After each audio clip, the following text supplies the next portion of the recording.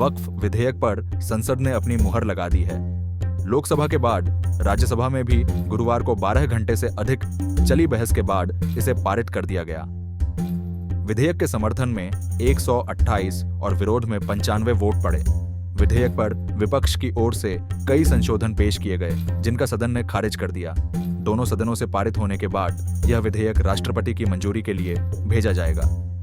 राष्ट्रपति की मंजूरी के बाद यह विधेयक कानून का रूप ले लेगा। विधेयक पारित करने के लिए राज्यसभा में भी आधी रात के बाद तक कार्यवाही चली। राज्यसभा में वक्फ विधेयक 2025 पर चर्चा के दौरान अल्पसंख्यक मामलों के मंत्री किरेन रिजिजू ने कहा कि वक्फ बोर्ड एक वैधानिक निकाय है और इसे धर्मनिरपेक्ष होना चाहिए।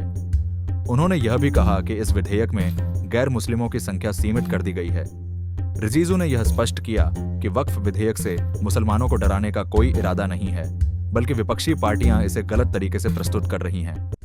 वक्फ बोर्ड असंवैधानिक नहीं है। यह कहते हुए रिजिजू ने यह भी पूछा कि अगर मुसलमानों में गरीबी अधिक है तो उसे किसने बढ़ावा दिया? यह आपके शासन का नतीजा है, उन्होंने कहा। उन्होंने प्रधानमंत्री नरेंद्र मोदी द्वारा सबका साथ सबका विकास की बात की और इसे संविधान की भावना के अनुरूप बताया।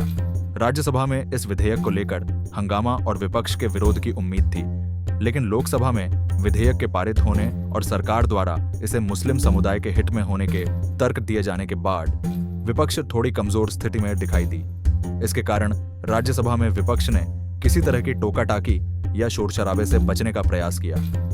विधेयक पर चर्चा के दौरान विपक्ष की सीटें लगभग खाली रहीं, जबकि सत्ता पक्ष की सीटें पूरी तरह से भरी हुई थीं। विधेयक पर चर्चा के दौरान गृह मंत्री अमित शाह ने विपक्ष को कई बार जवाब दिया। कांग्रेस सांसद नासिर हुसैन द्वारा ट्रिब्यूनल पर टिप्पणी करते हुए शाह ने कहा कि अब तक ट्रिब्यूनल के फैसले को चुनौती नहीं दी जा सकती थी, जबकि नए विधेयक में इसे चुनौती देने का प्रावधान है। किरेन रिजिजू ने विधेयक की खूबियां बताते हुए यह कहा कि इसका उद्देश्य मुस्लिम महिलाओं को सशक्त बनाना और मुस्लिम समुदाय के अधिकारों की रक्षा करना है। उन्होंने कहा कि यह विधेयक मुस्लिमों के खिलाफ नहीं है, बल्कि उनका उत्थान करने वाला है।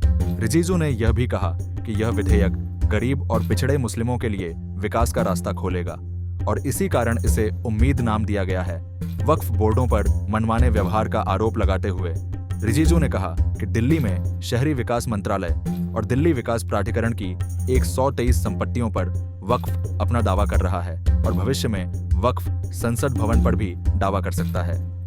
उन्होंने केरल और तमिलनाडु के कुछ और उदाहरण भी दिए।